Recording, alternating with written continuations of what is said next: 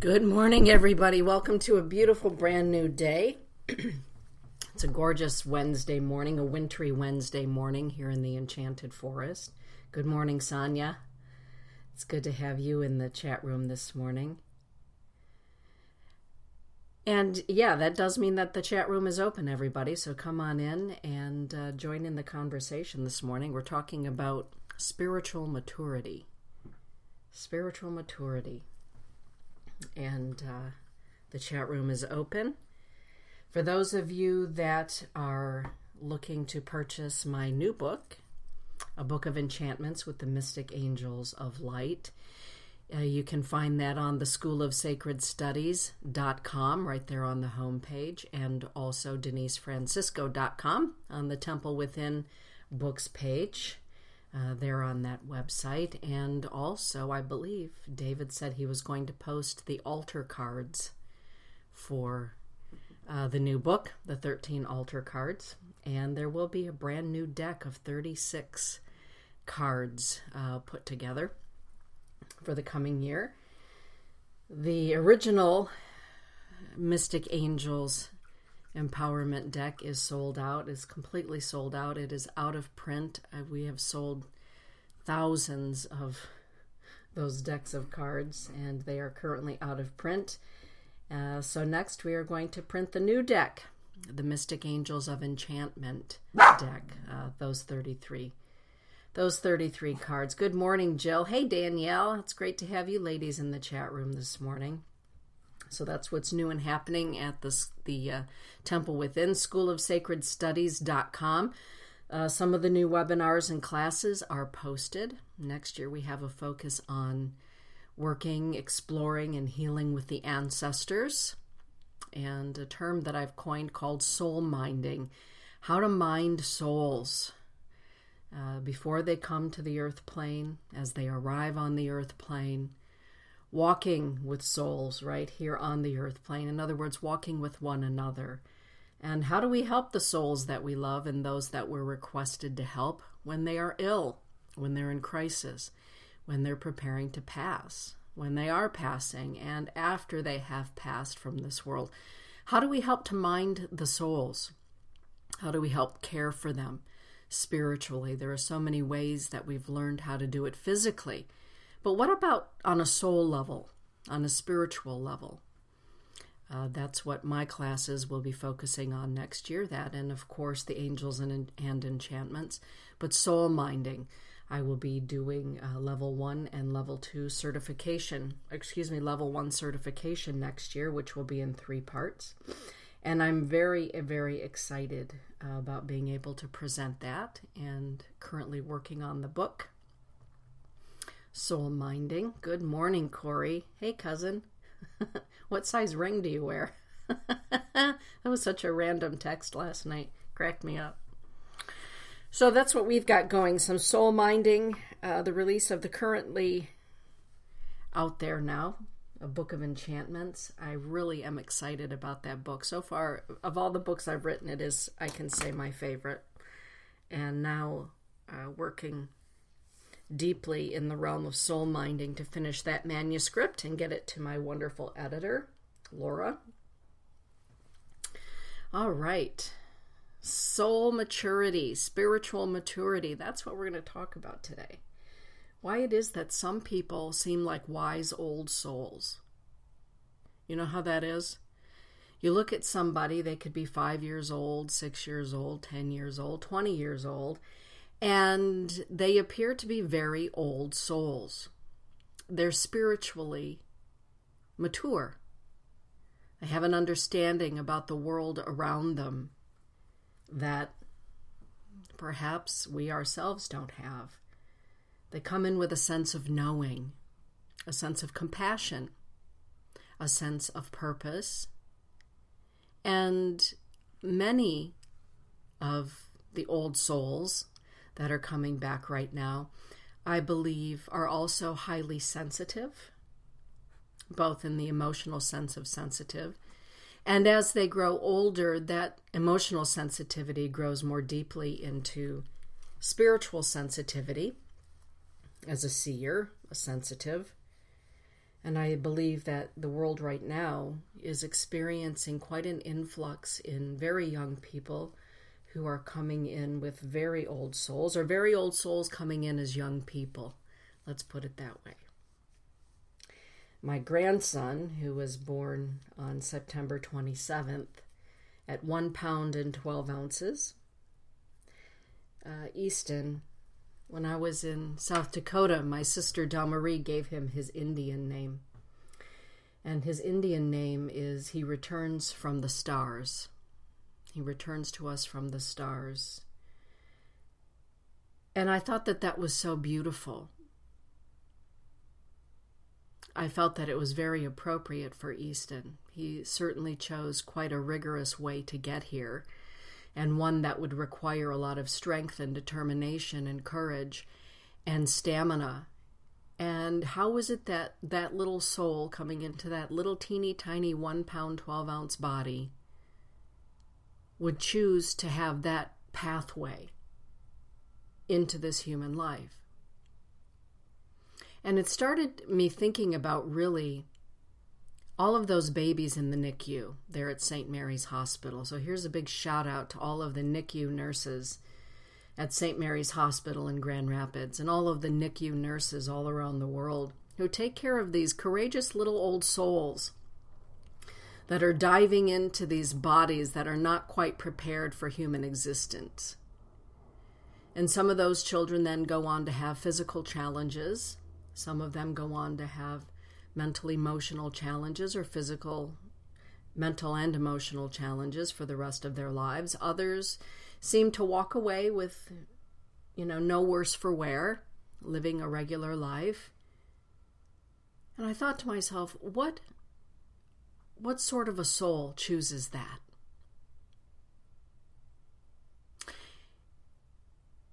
And as I contemplated on that, I thought, well, that's a soul that understands that there's a whole lot more to this human life than the human body or the experience of having an ordinary birth.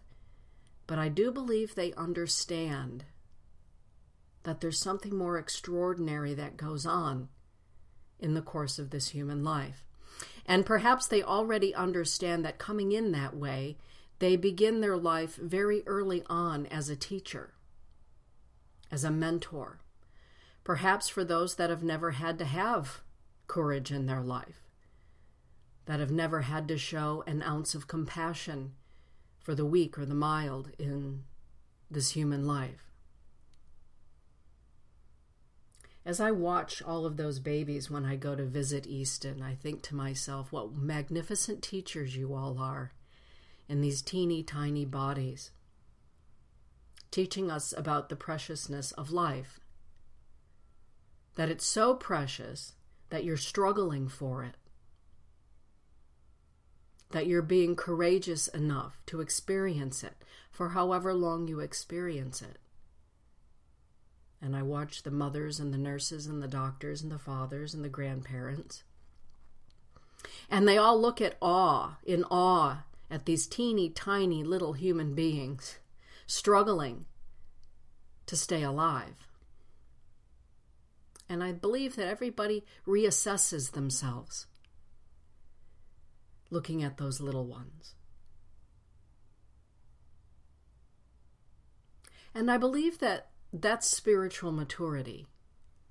And sometimes a spiritual maturity, I believe, is something that we gain as we get older, understanding spiritually that there's a whole lot more going on that meets the physical eye. That there are things going on, synchronicities happening, beautiful conspiracies on the other side of the veil, all in order to assist us on this side so that we can make of this lifetime the most extraordinary experience, the most learning experience that our soul can possibly have. I don't believe that life is random. I believe that we choose it. And sometimes we choose extraordinary circumstances in the beginning of our lives, but also throughout our lives. Hey, Angie. Good morning. Spiritual maturity, I think, often happens Well, as I was explaining, as with Easton and all of his neighbors there in the neonatal ICU at St. Mary's, but also for all of us, when we have those, I call them come to Jesus moments in our lives, when we have those falling on our knees moments, the cosmic 2x4 moments, those moments that change us, have the potential to change us, I believe that those are opportunities for spiritual maturity. To take a moment, to take a deep breath, and to look around and say, but what else is going on? I know what my eyes see. I know what my mental view is telling me. I know what my emotions are having me feel. But what more is going on? What's the larger picture here?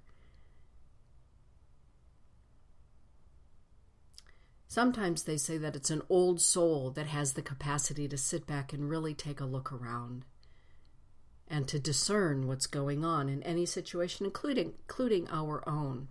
I also believe that with age comes some spiritual maturity.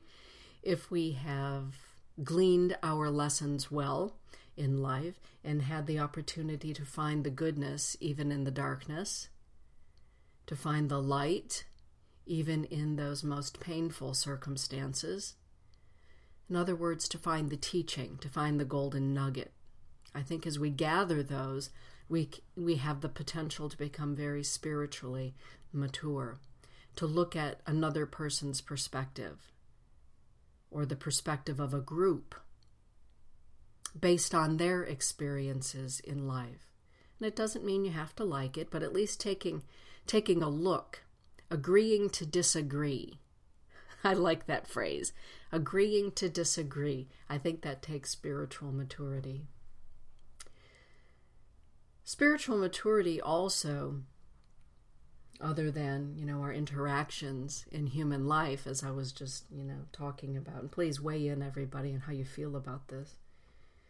With spiritual maturity, if you are a person who practices the spiritual arts, if you are a person who wears a vestment of minister or priest or rabbi or imam or what have you, there's a spiritual maturity that's expected. It's just expected and required, as they say. It's required for the business of being somebody who holds the office of a religious leader or a spiritual leader. Spiritual maturity. In other words, living a life in balance that does not allow for us to fall out of control of our passions and desires and etc., etc. And when a person who wears the collar, the mantle, the vestment, leaps into their passion, right, into their humanness, it can be seen as a frailty. It can be seen as a frailty, as a weakness, as immaturity. And then there are those practitioners of the spiritual arts, the arts of divination, the arts of shamanism, the medicine way, those practitioners that really dive deep into the realm of spirit, walking with spirit, working with spirit, seers and sensitives, that live their life literally with one foot in the physical world and one foot in the non-physical world.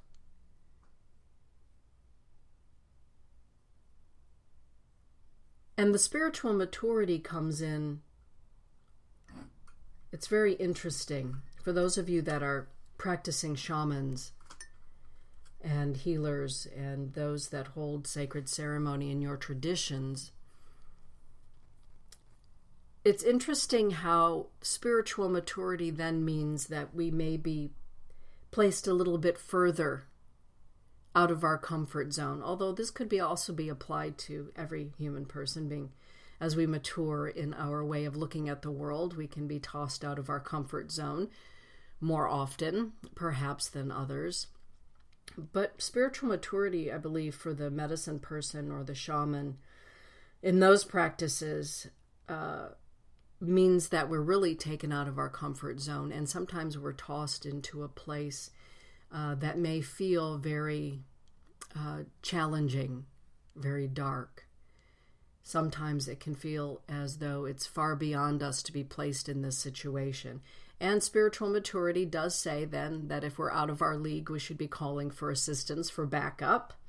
Sometimes I get phone calls from students and colleagues saying, I need backup on this one. I think I'm in over my head. Can you help me here?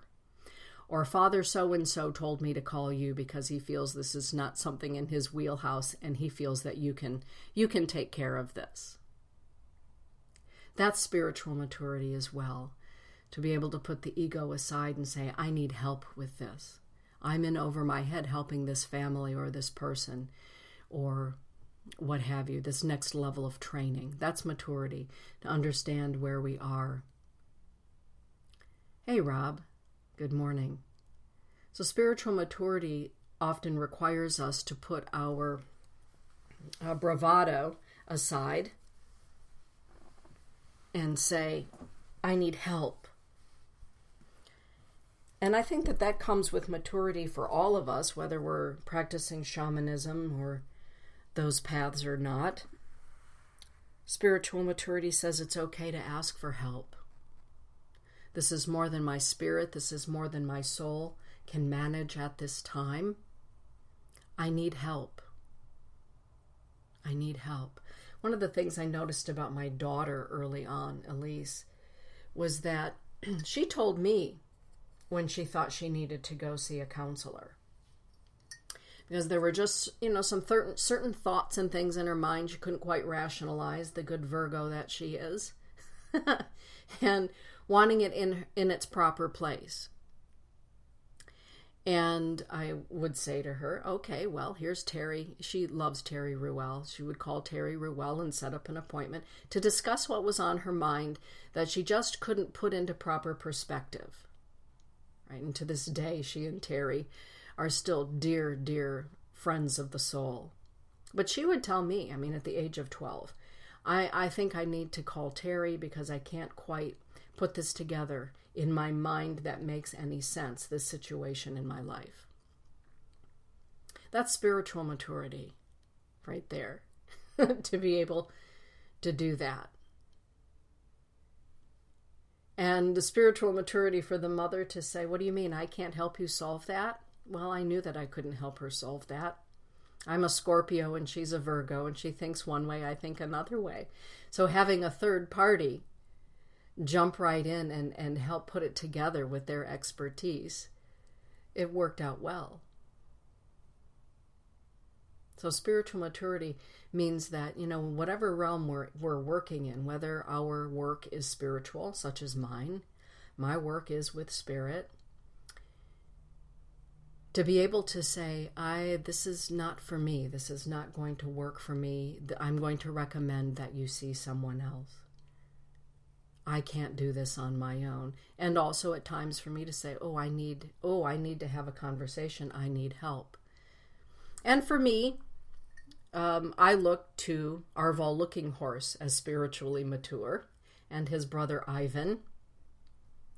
And so I will make time to go to the Cheyenne River Reservation and sit with Arval. Or I'll text message and phone call with his brother Ivan. It was a lot of times with my brother Guy before he passed. Because they have a broader perspective of life and of spirit and of soul that I have either not remembered or I simply have not yet learned in my journey. One of the toughest lessons that I learned many years ago, I was sitting with a wonderful medicine man. His name is Jim Miller, and he lives in the Porcupine District on Pine Ridge Reservation, and he had called me to help him with a healing ceremony for a dear friend of ours. And he said, I need you to come here. I'm going to do a healing ceremony, and I need you to help me with that. And I was very humbled by that. And I said, well, of course, I don't know what you're looking for from me. He said, I'll explain it when you get here. So my less spiritually mature side said, I'm not ready for this. I can't imagine what he thinks I have that I can offer in his ceremony. So I think I'm busy tonight. Right? That's what we do. The mature side of our spirituality says, wait a minute, you're being given an opportunity. And you all know what I mean. Those times when you want to hide, you want to shrink. And your soul says, but wait. You're being invited into this. Perhaps this is what is next for you. Here's an opportunity for you to learn. And so I went, my sister Barbara, and afterward, after the ceremony was complete, he and I were sitting and having some soup and some fry bread, and he looked at me and he said, you need to not be so nice to everybody. And I looked at him and he said, you need to not be so nice to everybody. You're nice to everybody, and people take advantage of your niceness. Don't do that anymore. Be discerning in who you let into your life. And I said, well, that's not the conversation I was expecting to have. And he said, that's the conversation that came through from Spirit for me to give you tonight. Don't be so nice to everybody. They'll take advantage of you because they've always taken advantage of you. Knock it off. He said, oh, and make sure that you smudge all of your chanupas and your feathers and everything on a regular basis too. That's important. Hey, Pam Miller. Yeah, spiritual maturity often means, taking a look around you at the people in your life, at the situations you find yourself in, and discerning which of those situations, relationships, jobs, whatever it can be, practices, is still healthy for you. Maybe it's never been healthy.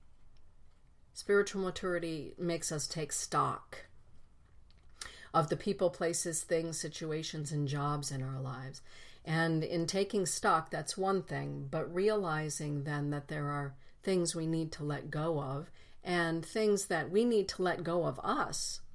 Carla Jo Worth, she is a fabulous human being, a wonderful teacher, and she has this great practice that she has that every new moon and every full moon, she releases from her life anyone that's no longer to be in her life, and she releases herself from the lives of other people if it is no longer for the highest good. So she requests to be released from, and also to have others released from her if it is no longer for her higher good. What does that mean, her higher good? Well, for me, that means it's no longer nourishing to her life. It's no longer nourishing. No longer nourishes joy, even great conversation. Some people, it's all about them. It's all about them. We had that discussion the other night at Dane's 30th birthday dinner here at the house. Hard to believe my son is 30 years old, but he is. And we had a birthday dinner and talking about that subject. The subject of good conversationalists. I often can tell spiritually mature people because they're great conversationalists. The focus isn't always on them, but they have the depth and the breadth to ask others around a dining table or gathering situation about them. So tell me about you. What do you think of?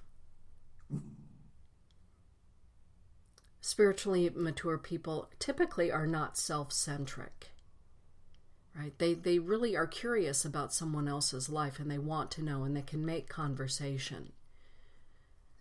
All right. Hey, Katie Battle, my favorite postmaster.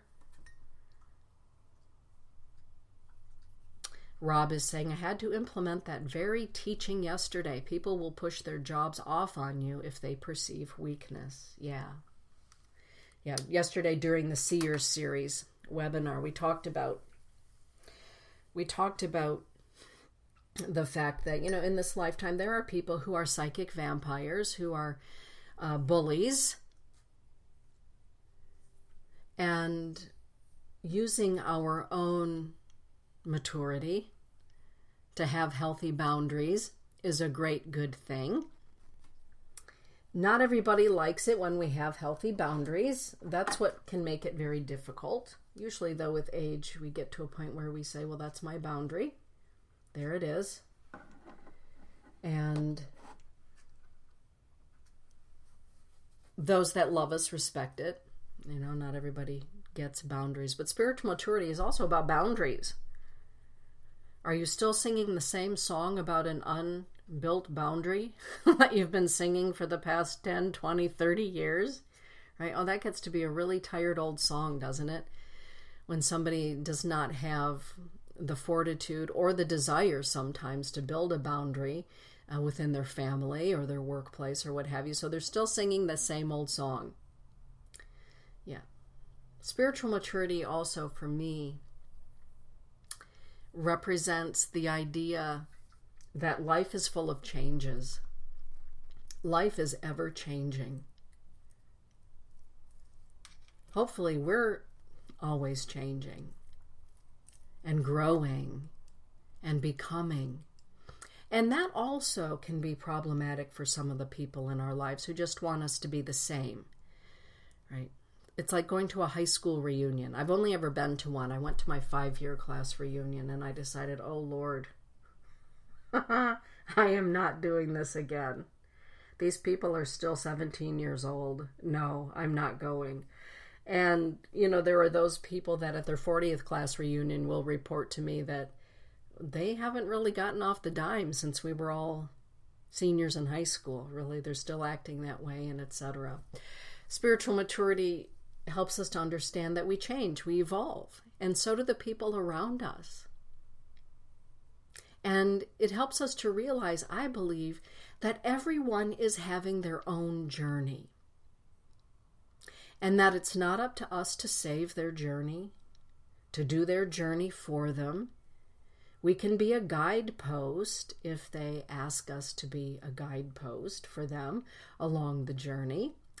I love doing that. If someone asks. Someone said to me, I hear this all the time, so do you do readings for Todd all the time? And the answer to that is no. Todd has his own journey. I'm spiritually mature enough anyway to understand that I do have a saying, believe me now or believe me later. I don't use it really though, because I'll say it like 1 time or 2 times to somebody in my family, believe me now or believe me later. Well, I don't believe that. And eventually they'll say, damn it, I should have believed you when you said it.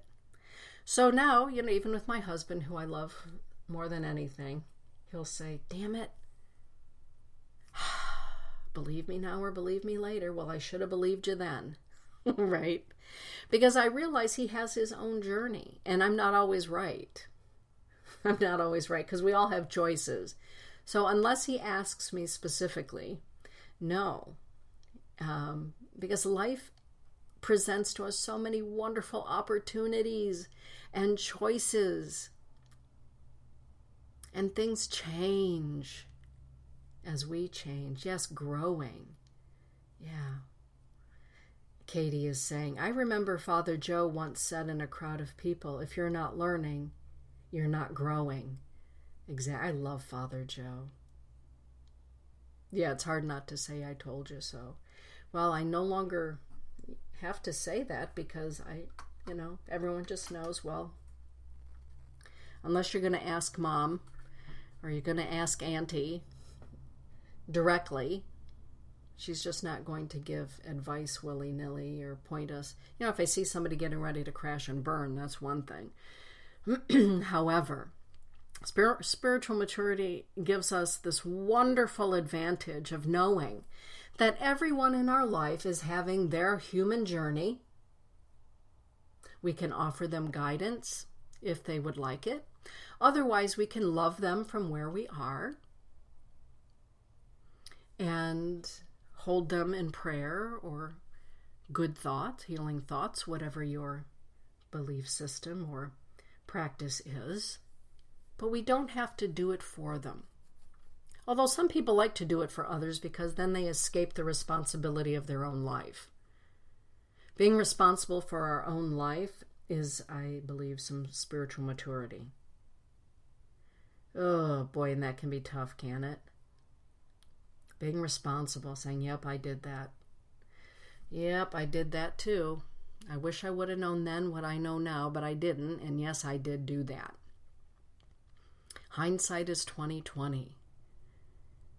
And even those of us that see for others, we came here to live a life ourselves. I wish I could see as clearly for myself as I can see for other people, right? That would rob me of all of the wonderful adventures that have been part and parcel of my life. If I could just see everything clearly, I suppose I would be sitting in a cave somewhere just contemplating and meditating 24/7. But that's not this lifetime for me. And even with the high highs and the low lows, even when I'm in one of those low lows, I have to take the time to look around, inside and outside and beyond physicality into the world of spirit and my soul to say, what is going on here? What is going on here? Rob is asking, isn't a big part of maturity learning to trust our own perceptions? Following others' perceptions doesn't teach us to see. Yep, learning to follow our own perceptions. Yep. And I think part of maturity is also seeing other people's perceptions as we're seeing our perception. And sometimes my way of perceiving life can be very different than another person. I remember saying to somebody, for me, I love change, but I grew up in a military family where I went to 9 different schools. 9. And lived in so many places with so many people and just diverse neighbors. And it was an adventure growing up in a military family. Always moving, new people. It wasn't always wonderful. Sometimes it was terrific, but it was constant change. And I said to somebody that I had gone to high school with here in Michigan, I said, I don't understand why so many of our classmates just can't change. They can't accept change. And she looked at me and she said, what are you talking about? None of us lived through change like you did. We don't know change. You don't know anything other than change. You don't know what it's like to have a hometown. And that just kind of stopped me in my tracks. And I thought, oh my God, she's right. She's right. So they're still, at 50, 60 years old, living in their hometown, doing their thing, some never venturing outside of the borders of the state of Michigan, and happy. For myself, I can't imagine staying within the borders of this continent. I have a gypsy soul. Last night, in fact, I was dreaming that I was getting ready to go to the Netherlands, and I was looking for my big green piece of luggage. Huge piece of luggage, big green one. Getting ready to go to the Netherlands.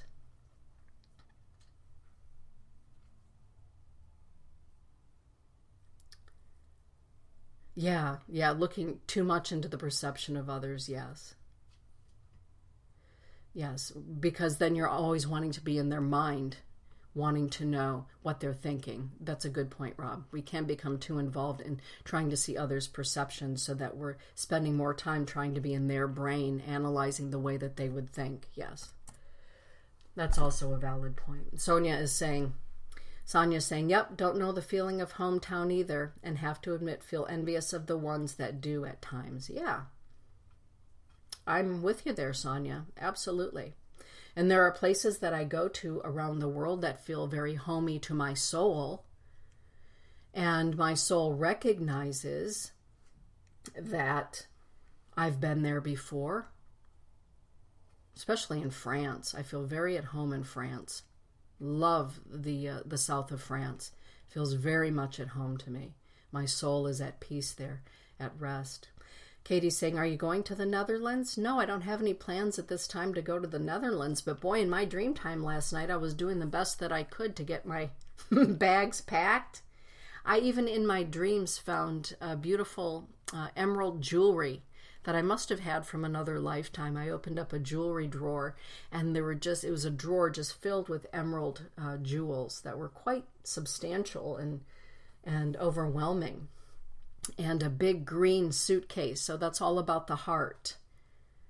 It's all about the heart and jewels and going home, right? My mother's family being from the Netherlands. Holland and Amsterdam, in that area. So, point taken, yeah. So spiritual maturity says, well, geez, maybe I can't understand why they don't want to, go on a vacation to, I don't know, even Wisconsin. And they're happy. But so I need to take a look at that. My goodness, if my butt is not in perpetual motion traveling somewhere, that just is really wild for me. But, I was raised by a man. My dad was like a rolling stone. He loved to travel, take me places. We did things constantly. He and I were on the move, always on the move. When I had my first book signing event in Chicago, I was invited for one of my books, Embracing the Mystic Within, I believe. Transitions bookstore that used to be on the north side of Chicago invited me to come and do a book signing of that book and to give a lecture. And my dad called and said, hey, I understand you've got a book signing in Chicago Wednesday evening or Thursday evening. I'm coming with you. Right? I said, but Dad, we're not going to get home till like 2 a.m. He said, I don't care. Let's go. So always moving in perpetual motion. And like that conversation that I had with that woman from high school here in Michigan, that was a moment in my life where I thought I need to take a look at everybody's experience. Hey, Nikki Jorgensen, up there at the Heartful Art Studio. Everyone's experience with life is different, but I believe if we can be open to others' experiences, it can enhance our own and help us along our own journey. Yes, being open. There's one thing to be comfortable and to be happy in our circumstances, because we are all very, very different people having different experiences in our lives, but to be open, I think, is a great, good thing. Is a great, good thing. I remember the first time I went down to Hawkinsville, Georgia, which has been, on my father's side of the family, their hometown for like 1,000 years. I'm kidding, but it's like 400 years or something. That region anyway, but since the town was founded, and everybody, all of my cousins down there know all of the shopkeepers, and they work at the places of business there. And this last time walking into the antique shop there in Hawkinsville, and it's a great antique shop, and Jane Johansson, if you're listening, you've probably been to that antique shop there in Hawkinsville, Georgia, because I know you go there for the harness racing. And I walked in and I was looking around, and the woman who owns the store walked up to me and she said, "Are you a king? Are you one of the King girls?" And I looked at her. Todd started to laugh, and I said, "I am." And she said, "Well, my God, you look just like Bobby Jean over there at the bank. You know Bobby Jean?" I said, "Yeah, that's my cousin, Bobby." "Well, by God, you look just like her." And that was kind of a nice feeling of hometown. I've never had that before for a lot of reasons, but that felt really good, that the antique store owner looked at me and recognized that I was from one of the families that's been there forever. So that felt really good. And family is paramount, but hometowns are a construct. And sometimes families are overrated as well. Let's just put it that way. Woo! I'm so happy that oh God, that's a whole other show, isn't it? Now I can say that family is absolutely superb. We'll put it that way. Absolutely superb. So spiritual maturity, says let's just be open to looking at somebody else's idea, not to crawl into their brain and want to dissect it, every move that they might make, because we can go overboard with that, absolutely. But to open up to the possibility. I remember the first time that I went into a Muslim mosque in Egypt. And I was just wowed by it. I remember the first time being in Egypt and I heard the Islamic call to prayer in the morning, because you can hear it all throughout Cairo and other places on those towers. And it stirred something within me. And that day we went to a very small mosque. And I appreciated learning more about Islam and about the Prophet Muhammad. And it helped me to gain an understanding of another religious culture. And then meeting people within and from that particular mosque. And on another occasion, going there to a place along the Nile, where it is said that Moses was taken off the Nile by the Pharaoh's daughter. Right there at that place where Moses, and that name means, some people have determined that the name Moses means the enlightened mind. The enlightened mind. That's a great name. So Moses is taken off of the river Nile there by the Pharaoh's daughter. In that place right now is a beautiful building, and it has 3 parts. It is a Coptic church, a Muslim mosque, and a Jewish temple. All 3 combined into one place. All have their separate places within the building. They've been operating like this forever and ever.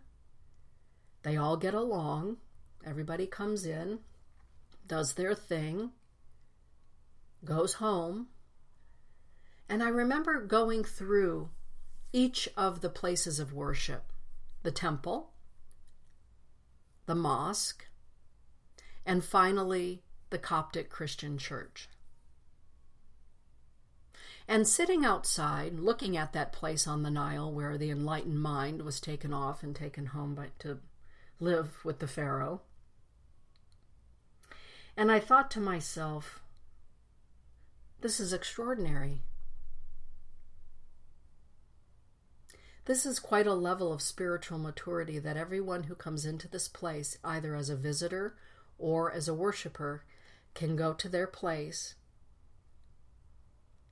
say their prayers, make their petitions, give gratitude, go home, shake hands with others along, the path coming in, the path coming out. And there are no wars, there's no shoot 'em up going on here. There's no arguing, there's no fighting. Here at the place of the enlightened mind, where the enlightened mind came to shore. And then I had this great conversation with our Egyptian tour guide, Sabre, who is himself Muslim, married to a woman from London, England, who's a Christian. And I said, I'm somebody who enjoys symbolism and archetype and mythology. And I'm really struck by the fact that Moses, or the enlightened mind, arrived at this shore where there is now a mosque, a temple, and a church.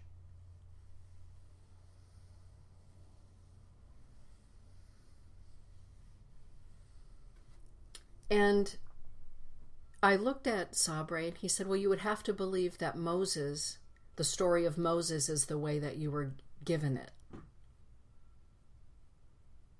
Perhaps there's a Pharaoh named Moses,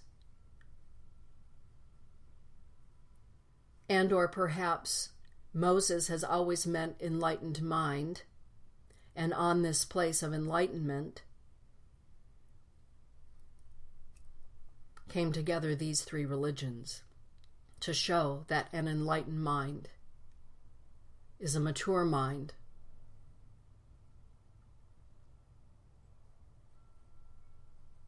I said, so are you telling me that those MGM movies may not be real, that Charlton Heston's portrayal of Moses might not be spot on? And we laughed. He said, oh my goodness. He said, your Hollywood has really done a number on the sacred. And we laughed. He said, what if that movie or the man portrayed in that movie is an archetype? I said, oh. He said, kind of like Osiris, Isis, and Horus, an archetype. And maybe some of the other movies and beliefs that made their way west are stories about archetypes, but that takes a mature soul to understand. I said, oh, you're really testing this Catholic girl here. And we laughed. And I was open to what it was that he was telling me. I don't know that I've ever really boiled it down to one nugget or another, sifted through it, pondered it, but open.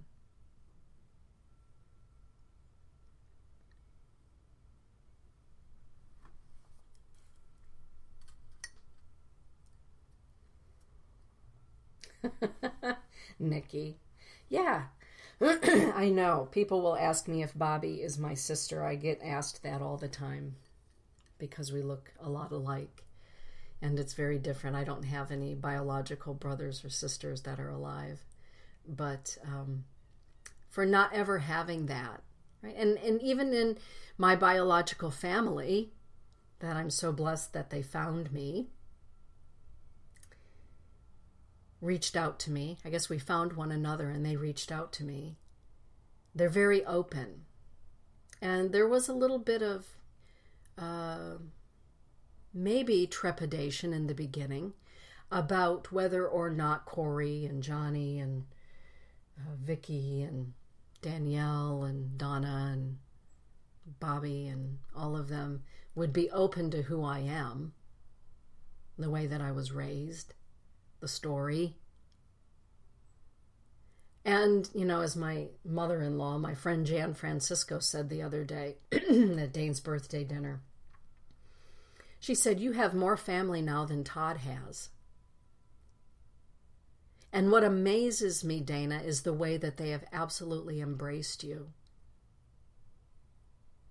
I said, well, I'm certain that I've probably raised a few eyebrows, and that's okay. And those that want to embrace it will, and those that don't won't. But those that have are a priceless gift to me. And as you're saying, Nikki, when I say that to somebody, it changes their perception of family. If they've maybe taken family for granted because it's always been their biological family. Well, you know, Dana, I never really thought about that because I've lived my whole life knowing who my parents are, who my cousins are, who my brothers and sisters are. And it's just always been that way. So your excitement is something new for me. And it makes me think of my family differently now.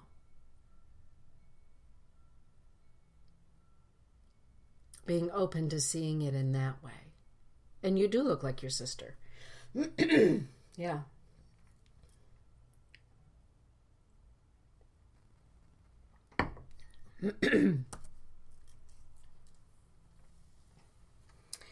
Well, this whole show about spiritual maturity is really about the way that we look at life and feel life. And I've always thought to myself that the greatest teachers do walk through the greatest fires, and that the brightest lights are called to shine in the darkest places. Sometimes we ask ourselves, oh my goodness, how did I get here? Why am I going through this? Why am I called into this situation? I didn't want to be here. Who thought of this for me? Well, sometimes the brightest lights are called into the darkest places.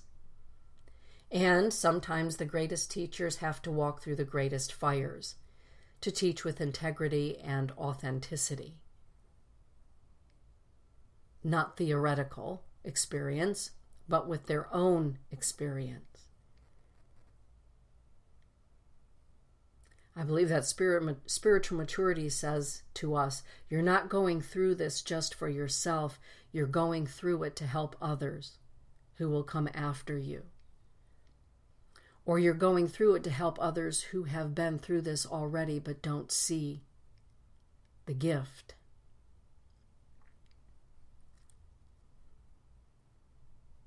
It's always been astounding to me in these, well, it'll be 20 years since I gave birth to the Temple Within. 20 years in January of 2020. And when I began that journey of sitting with people and helping them through grief spiritually, the number of parents who had lost their children who would come to me and say, you know, I only had them for 12 years or 17 years or 8 years or 20 years, but they taught me more. They leave me with the greatest gifts and the greatest teachings I could have ever hoped for. I live differently now because of my child. Two things that struck me and still strike me every time I sit with a parent. I sat with a beautiful woman last week who in the last year lost both of her sons within months of one another. And I sat with her, and the joy that she can relay about both of her sons and the gifts that they leave, including grandchildren, is a level of soul wisdom that is, for me, profound. And I also think then that these young men, these young people who come here for a very short time, I call them shooting stars because they come here and they leave a trail of stardust for the rest of us to glean something from as part of our journey. That's a soul maturity, a spiritual maturity. And it isn't without pain, it isn't without crying and suffering, but there's an added note that says, there is a gift. And this life is very temporary. Life is short in the blink of an eye.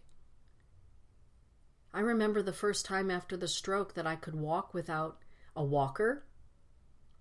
Then I could walk without a harness. And then I could walk without my cane. And my friend Darlene was relieved because she didn't have to take me grocery shopping anymore and push the cart, right? But I remember all of those milestones, and I kept the cane for a while to remind me of the gifts, not of woe is me, but of the gifts and the milestones and what the experience taught me. And a few years later, Elise threw the cane away because that's Elise. For her, looking at that cane represented, I said, why'd you throw that away? That was cool. It was kind of like a snakeskin pattern. It was pretty awesome. She said, I threw it away because, Mom, when I look at it, it represents to me the time that I nearly lost my mom. I don't see it like you do. And I said, okay then. I could see it from her perspective. Okay then. We won't have it here. She said, I took it to Goodwill so somebody else could use it. I said, all right. Looking at it from her perspective. Yeah. Life is short. It's enchanting, full of enchantment, full of joy, passion, love, pain, suffering, experiences, adventures, people. And oftentimes with maturity, with all those gray hairs or no hair, with all those wrinkles, comes a level of understanding. Some are born with the level of understanding. Some attain it at an early age. For others of us, we kind of get a grip on it as we get older. That there's so much more going on than meets the physical eye. That meets us in our emotions and our mental state. Sometimes even at 40, there are things that can trigger the inner 5-year-old. So we may react as we might have reacted as a 5-year-old to something when we're 55 years old. Taking a look at that, am I reacting from my 5-year-old self or my 55-year-old self? Who's having this emotion? My inner child or me as an adult? Taking a moment to stop, to be with it, and to move from the place of taking a broader look. Learning to care for yourself is a great good thing with spiritual maturity. Taking good care of us, if that means letting go or asking others to let go of us, that's a level of maturity that says, I need to take care of me. I need to value who I am. I need to value this body that I've been given. I need to value the avocation of my soul. I need to value this life that I've been given. And you're sucking the joy from all of this life. I'm going to gravitate toward the joy bringers. And maybe the only joy bringer in my life is me and my dog or my cat, right?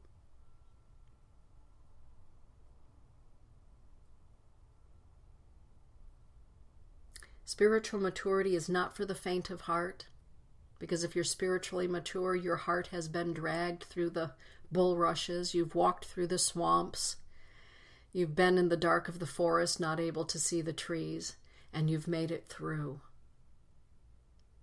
And for those young people already coming in, they've done it in other lifetimes. And they're bringing that wisdom here now and challenging those of us that are older, that are still working on some of those things. So as we walk into the holy days, these are the holy days for many people around the world, not just those of us that celebrate the birth of Yeshua ben Joseph, but those that celebrate the solstice and Diwali and Hanukkah and many, many other paths. Taking a look maybe taking an opportunity to learn how someone else celebrates this time of the year as we await, at least in this hemisphere, the longer days of sun. With that, everybody, have a beautiful day. Get out there and shine as only you can shine. Blessings be.